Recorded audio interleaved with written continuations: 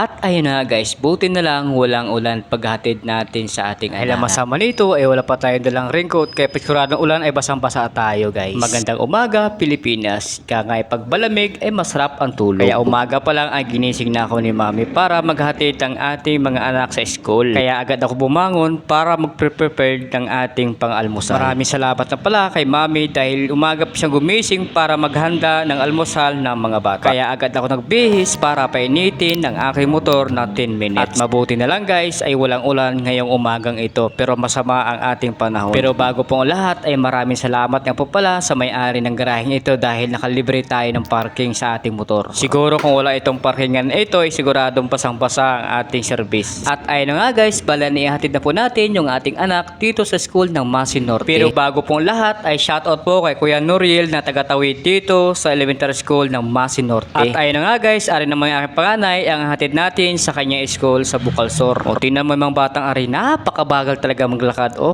At syempre guys, naisakay na po natin yung ating anak kaya samahan niyo po kami sa aming paglalakbay. Tara, let's go!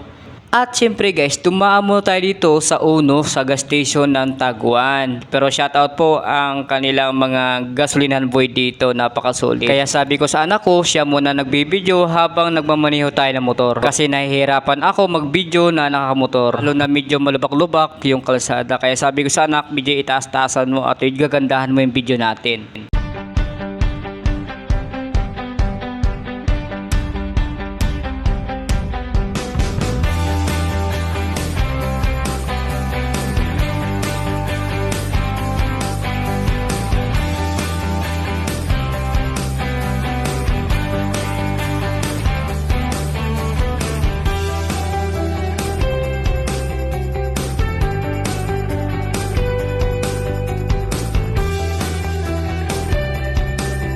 Ang masama lang dito guys ay medyo masama lang po ang kalsada papunta sa Bukalsor. Dahil nga nagkapitak-bitak yung mga kalsada dito. Lalo na sa part nito, talagang napaka-sobrang sama yung kalsada dito. Kung sino man po namumunuan sa barangay nito ay baka naman pwede nyo maipaayos yung kalsadang ito. Lalo ari nyo sa kantong ari papuntang school. Dahil nahihirapan po yung ating mga tricycle pagpasok dito. Dahil nga sa mga kalsada ay puro pitak-pitak na yung bawat panabi nila. Ayun, nakita nyo naman guys sa video natin. Nawagan po ako kung sino mo po numunuan sa barangay nito ay baka naman pwede nyo po ipapaayos yung kalsadang ari. At ayun na nga guys ay putik udyok na lang ay mararating na natin ang school ng Bukalsor. So, maraming salamat pa rin sa panahon kasi nakasama sa atin paghatid ng ating anak.